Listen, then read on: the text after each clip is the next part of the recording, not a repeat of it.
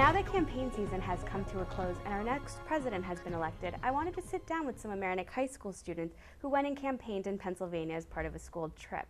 And they volunteered as reporters and campaigned door to door, so I'm going to talk with them a little bit and find out how their experience went.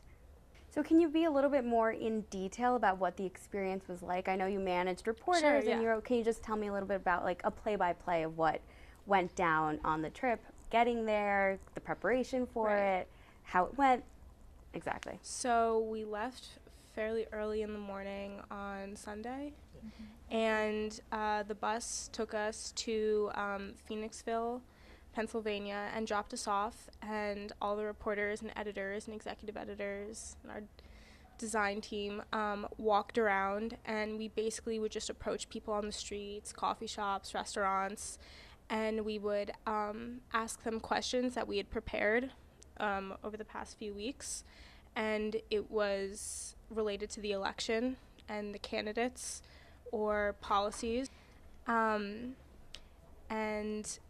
we would travel anywhere, basically. I think we did a lot of walking that day. Yeah. Mr. Madden gave us a 1:30 deadline, and we just walked around until then, and that was however far we could go and how many people we could talk to, we spoke to in that time period. So how did that make you feel, like that you were a legitimate journalist that day? So tell me a little bit about that. I mean, as someone who's lived in Mamaroneck and Larchmont for the past 11 years, you really don't get out much and you don't really see the different types of people that are in the United States. And so our way of life is really misrepresented. And so when we went to Pennsylvania, it was really interesting to see the types of people that actually represented a core value of American life and how they were living and a lot of the struggles that they face. And that was one of my favorite parts of the trip. And Chris, what about you? Were you out on the field as well, or you were? The first day, not so much, because we got dropped off at a university, and so I was busy getting the site ready, making sure everything ran smoothly as soon as the reporters got back. So I was just finalizing our logo, our header. So tell me, were the presidential results what you expected? The end of the trip, how did that all come about? I mean, it was sort of a different. Like the end result, who got elected, was something I actually did expect, because like the silent majority did finally come out, even though polls did have Hillary on top for the most part. And so it was always that sort of thing in the back of your mind that kept telling you that there are these people like out there that do support Trump and are just being like, they're too scared to actually like promote him. And a lot of people on the streets that we would approach were majority Clinton supporters. You had a Gary Johnson here, Bernie Sanders there.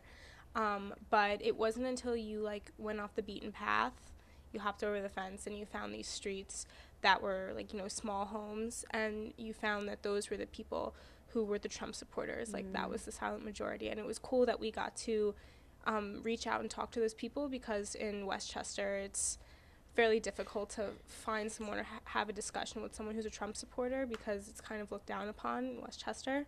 But these people were open to talking about it, and it was really interesting to talk to all types of demographics about it. What I found fascinating when I actually did hit the streets and start interviewing is that as I went to more of the objective spectrum, I found that it was a lot more interesting. You began to understand how these people you've never met thought of America and thought of where America should go. As you said, that it's very difficult to sometimes take your opinions and biases out of a question, but as someone I have 3 brothers and 2 sisters, and we've always clashed against each other, and some of my siblings don't hold the same opinions that I do on women's rights and the right to choose or pro-life, but regardless, I have an obligation to respect them as people and to respect their opinions, because to our core as Americans, that's what we have to do in order to move on after an election such as this one. It was a crazy election, and we've never seen anything like it. So as a female, and actually as a Mexican woman, I am Mexican, it wasn't that difficult to, just look straight ahead and ask questions for an answer. It is hard to not have like a biased standpoint, but it's possible. And I think everyone was able to just get a straightforward question and, you know, receive an answer without looking down or agreeing with that person, right? Yeah.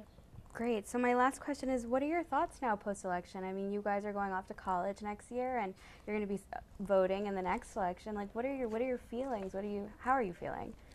I have seen a lot of Facebook posts on my feed where a lot of people are very sad and scared, and I would have to say I don't necessarily agree with that. I think that although Trump has majority in Congress and he has the chance to make it a conservative judiciary branch, I think that there aren't a majority of Republicans who really will side with him on every stance, and I think that America still has hope and a chance. I understand that he will have this sort of different approach to politics that we've never seen before, and it is the beginning of the populist movement, so we have to ready ourselves as to what's to come. And so but like we've already seen him begin to wane off of the approach he's had in the campaign, because even Obama has like straight up told him that, you know, you can't have the same sort of attitude you had in your campaign with the presidency. And so like you've already seen him to back off of issues that were the core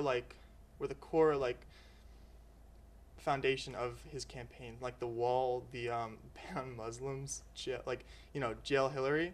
Like he's already told in the 60-minute interview that he's not going to prosecute Hillary. Like it may be, you know, a possibility, but he's not really, you know, he doesn't believe in it anymore.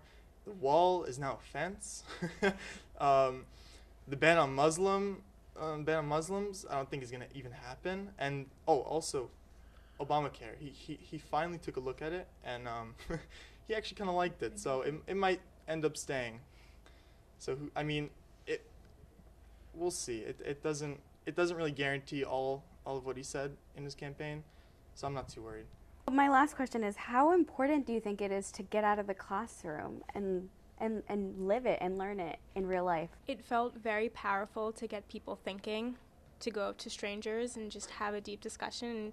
And you know, as much as you're feeding them food for thought, we're receiving it. And it just opened everyone up to discussion. And I think people created new opinions and new ideas. And I think meeting new people and being exposed to so many different opinions and personalities and character it just felt so professional, and it was a step out of the classroom and into the real world.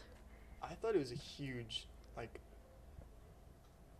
there was nothing like it. Like, honestly, you can't just read in a textbook, you know, in U.S. history, you read about people's struggle, you know, people's beliefs and movements, but it's another thing to go out on the street and discover for yourself, how these people, you know, go on with their lives and what they push for in politics. And so you really can't discover what you do on the streets of even a different state. It was, you know, it's not like Westchester County. Mm-hmm. It's people who are, you know, struggling in this economy.